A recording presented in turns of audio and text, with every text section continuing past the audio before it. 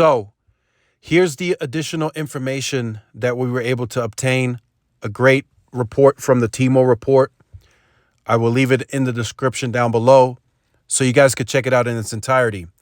So here we have internal slide confirms T-Mobile's migration schedule for the Sprint customers. So it's very aggressive for 2022. 2022 is going to be a roller coaster. It's going to be busy.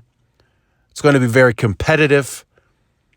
And, you know, T-Mobile still leads the way because they have more of this 5G deployment.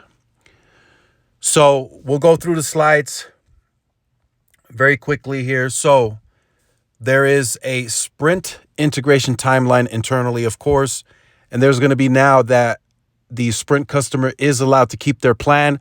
There's going to be a back-end migration on the billing system that you won't even notice. It'll be very quiet. So there's about 500,000 customers that'll be migrated this month, 4 million by July, and then 8 million by January 2023. As I mentioned in yesterday's video, by June 2023, everything shuts down. That's the last day of everything. The app, the billing system, the IT, everything shuts down on that day, I'm being told. But now that Sprint customers are able to keep their plan, and this also kind of confirms, not 100%, but your leasing will also be moved, and you'll just continue paying off the lease under the T-Mobile billing. So very interesting timeline here. Very, very aggressive year. So they're accelerating everything across the board. The migrations are accelerating. The network build out is accelerating. Other stuff that the company is trying to do and get implemented, it's all accelerating across the board. CapEx is going up. So they're taking CapEx from 23, moving it into 22. They're not being slick about that. So don't think it's an increase. It is an increase for the guided year, but they're decreasing the 23 year until we get other guidance saying otherwise. So what's happening, to just briefly discuss this, what's happening in 22? So 22 is going to be a very interesting year. They're going to, of course, accelerate the Sprint Keep site upgrades, right? So there's going to be a portion of that where the Sprint coverage sites are going to be upgraded, is what T-Mobile's calling them. So they'll gain additional coverage. But most of those 12 to 13,000, and that may still be increasing, I'm told, will be densification plays. So they go in to the permit log. They just file for a simple upgrade. They go upgrade the site. Boom, here's 15 new sites for densification for your area to increase speeds and throughput and coverage and penetration. So they're working on accelerating that this year. They want to be completed with the Sprint Keep sites end of year. No ifs, ands, or buts. They don't want the Sprint Keep sites and upgrades to run into 23. Could it happen? Potentially, yes, but they want that done this year. They're going to push for that. They have other priorities in 23, and a large part of priority number 1 in 23 is going to be coverage. They want to expand the coverage. They want there to be no doubt that they have that nationwide footprint to really compete and take it to Verizon and AT&T. So they want to complete everything this year so they can dedicate a large chunk of CapEx, even if lower, next year to coverage expansion. And they're going to go through that very vigorously. They want to get that done. That's the internal goal. They want to get it finished. They know Verizon's coming. They know AT&T is going to accelerate. They want to get it done.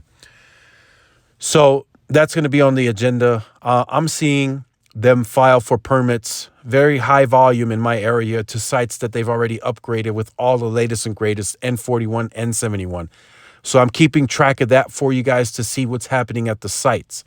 Are they going to start deploying the DSS equipment at scale for N2 and N66? Am I going to start seeing C-band equipment go up on the sites? Very important. So I'll keep track. I will report back on that, of course, and I will let you know, because that should be happening across the nationwide scale if they're going to accomplish and do that here. What's interesting to note with the numbers that they reported yesterday, they're scaling and adding home internet customers very rapidly. So they will need as much capacity in the core as they can possibly obtain to keep that flowing. Certain areas now are at 90+% usage on backhaul. That means, the area you're closed. You can no longer add any home internet customers for that sector because it's at a very high utilization rate and they don't want to congest it. So that's kind of how they're going through that process. So everything right now, very busy year for T-Mobile in 2022. They're going to have to give us a hefty new guidance. Come around the springtime. I think the reason they're waiting for spring is because they want the results for auction 110. They want to wait for that, I think. I really think they didn't mention any of this. Of course, they can't speak. It's the quiet period. This is just me. I think they want to wait for those auction results to come out. And I'm growing confident seeing the rate of how home internet is growing. I'm growing confident that they bought a nationwide chunk of that spectrum. I really am growing confident because that home internet is going to explode. I think they do 2 to 3 million next year total ads.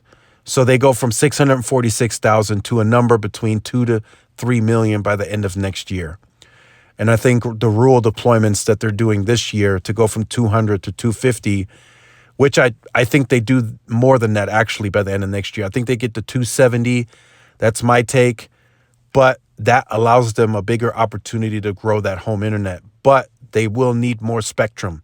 They will have to spend a larger chunk of money right now to grow the spectrum to put it on the sites as quickly as they can. They need to do that because if not, it's going to lead to churn on the home internet. And before I end the video, the most interesting part about the home internet and why it's going to be so lucrative is because they're not giving it away for free. Every one of the customers that has the product is either paying $50 or $40 if you're 55 and over. So stay tuned to the channel. It's going to be an interesting, busy year. The next biggest news we should get is the auction 110 results. So definitely stay tuned for that. Make sure you guys like, share, subscribe. Follow the social media outlets for more updates and interactions. Thanks again for watching. This is Tyrone with Tech Life. I will see you guys in the next one. Peace.